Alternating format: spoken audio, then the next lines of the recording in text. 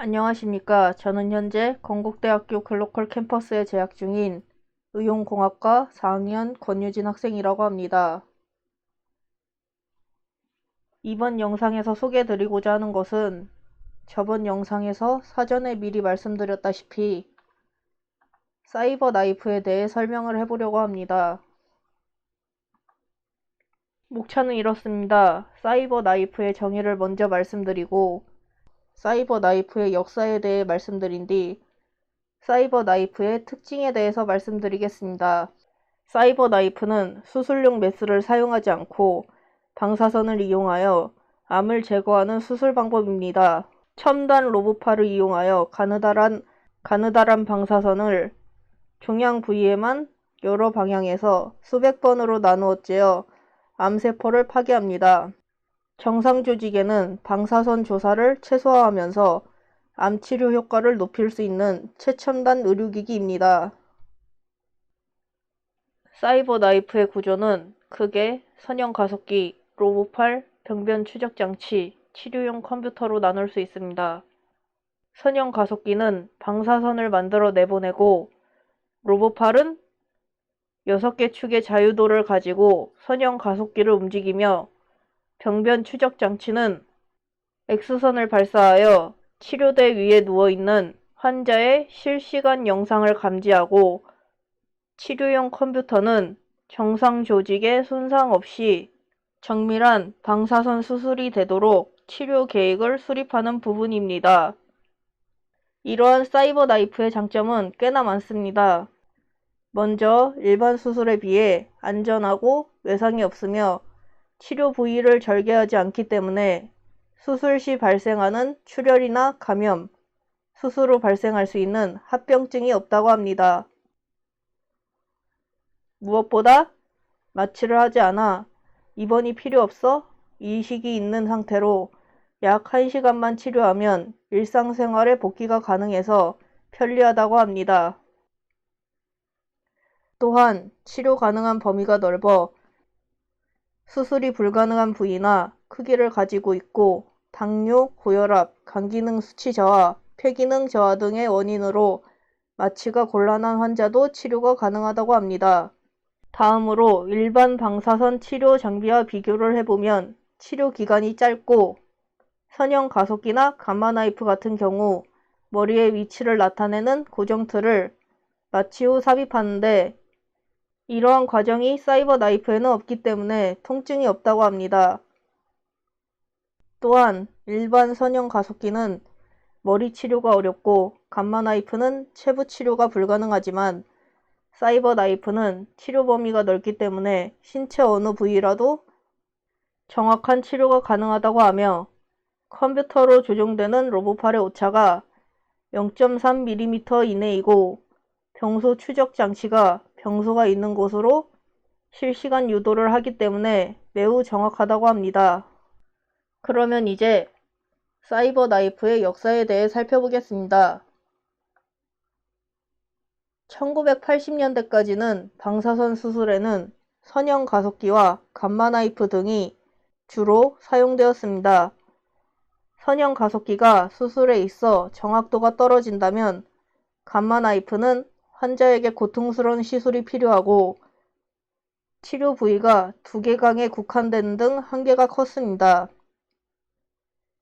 미국 스탠포드 대학 신경외과 교수 존 아들로 박사는 이러한 문제점들을 해결하기 위해 정의 방사선 치료기의 개발에 몰두했고 일본과 독일의 최신 로봇 기술과 미국 항공우주국 나사의 항법 기술을 결합시켜 사이버 나이프를 탄생시킨 뒤 1994년 최초 사이버 나이프로 뇌 및 두경부 종양 치료로 미국 FDA 승인을 받았습니다.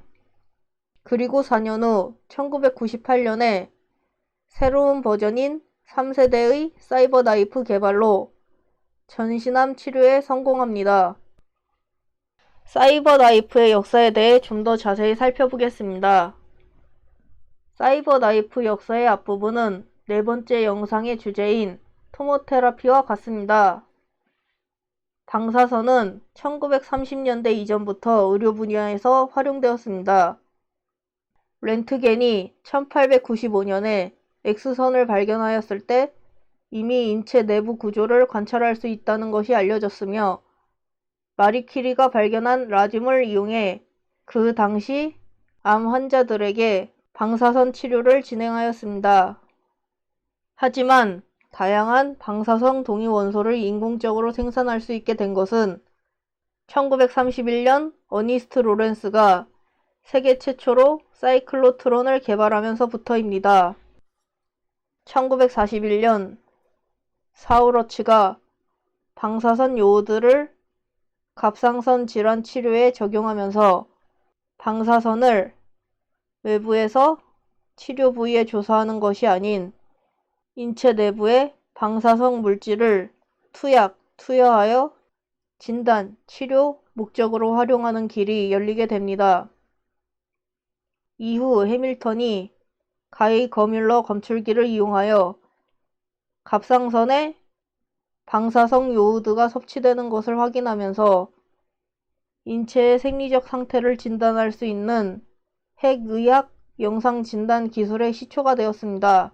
과거 피부암과 같은 표재성 질환 치료에 집중되었던 방사선 치료는 1950년 도입된 코발트 치료기로 인해 고에너지 방사선을 이용하여 심부종양 치료가 가능하게 되었고, 이는 훗날 의료용 선형 가속기의 개발로 이어지게 됩니다.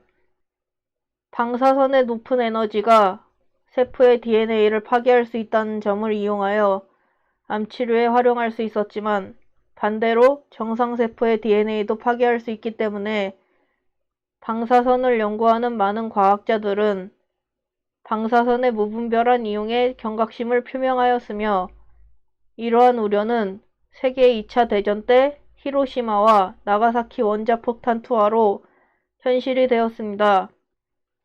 핵무기 사용 후 발생되는 방사능이 어떤 영향을 미칠 것인지 아무도 예측하지 못한 상태에서 원자폭탄이 투하되었는데, 폭발 후 발생된 엄청난 방사능으로 인해 수많은 사람들이 희생된 것이 전 세계적으로 이슈가 되었습니다. 이것이 계기가 되어 1957년 아이젠하워 미국 대통령은 유엔 총회에서 평화를 위한 원자력을 언급하였고, 원자력의 평화적 이용을 위한 연구와 군사적 이용을 막기 위한 국제적 협력을 추진할 목적으로 유엔 산하에 국제원자력기구가 설립되게 됩니다. 1960년대부터 1990년대에는 의료기기 개발이 두드러졌습니다. 1971년 앨런 코맥, 고드프리 하운스필드 주도로 최초로 컴퓨터 단층 영상 촬영 장치 CT가 개발되었으며, 1980년대에 자기공명 영상 장치 MRI가 개발되었습니다. 특히 CT의 개발과 컴퓨터 기술의 발전은 방사선 치료에도 큰 영향을 미쳤는데, 이전에 비해 정확하게 확인할 수 있게 되었으며, 이 CT 영상을 이용해 방사선 조사선 양을 3차원으로 계산할 수 있는 방사선 치료계의 컴퓨터 시스템이 개발되어 임상에서 사용되기 시작했습니다.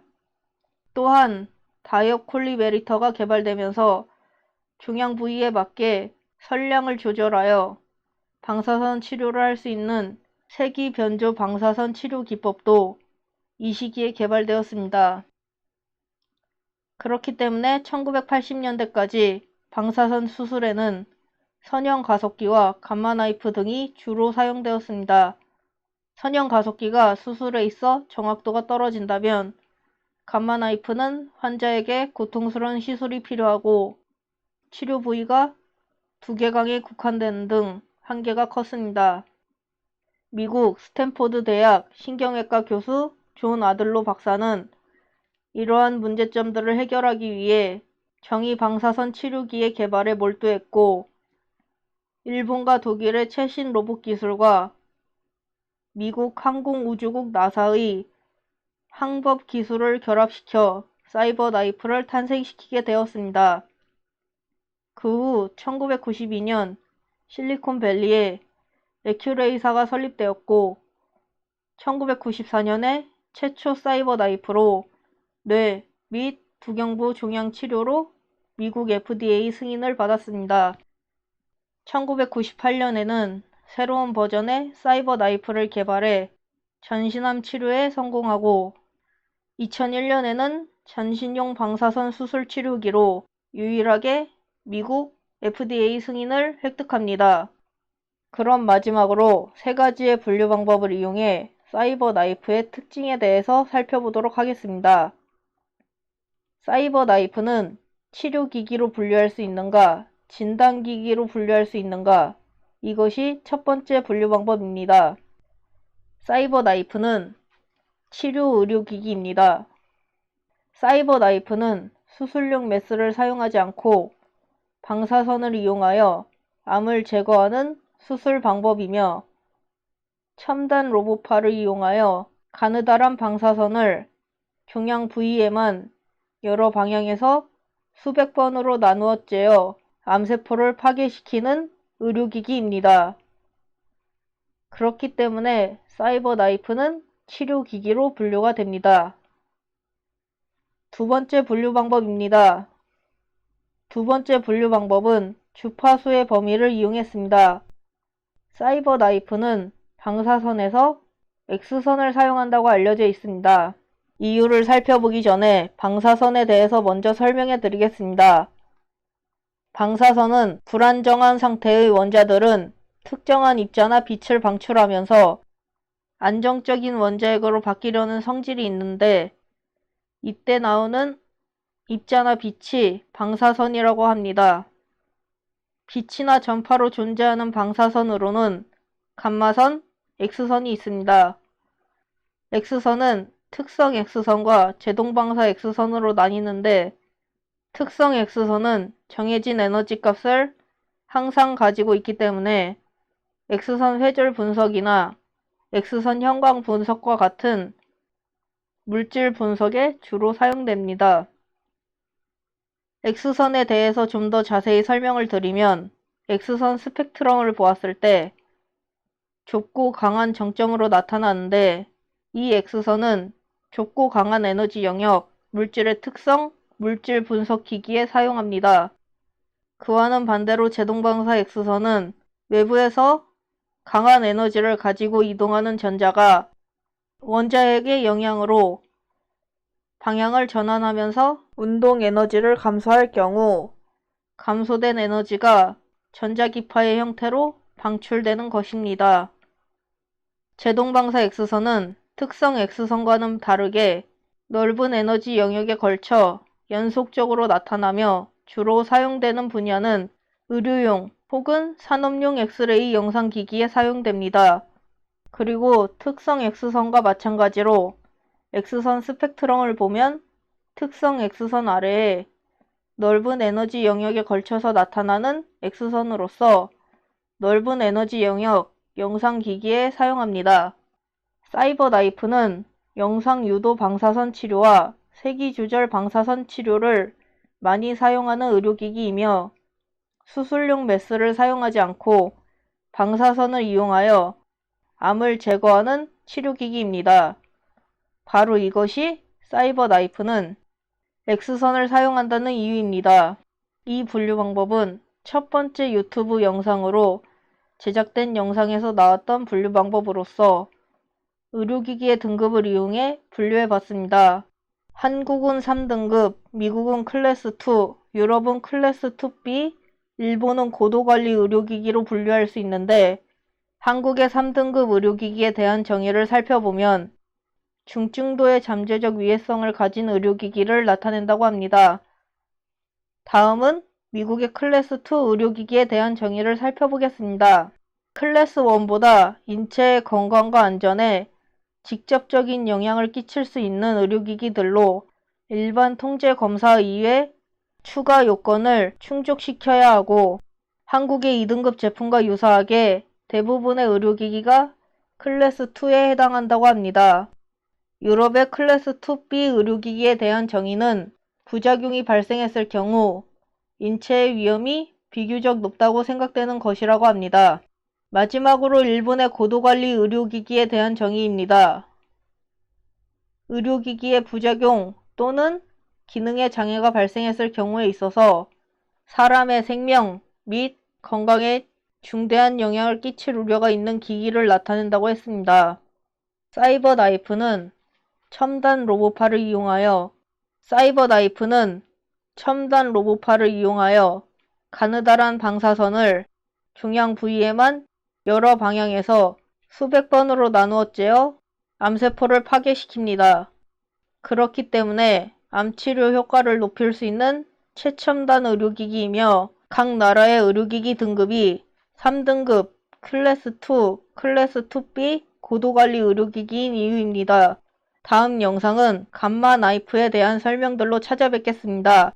긴 시간 동안 함께해 주신 분들 모두 감사합니다.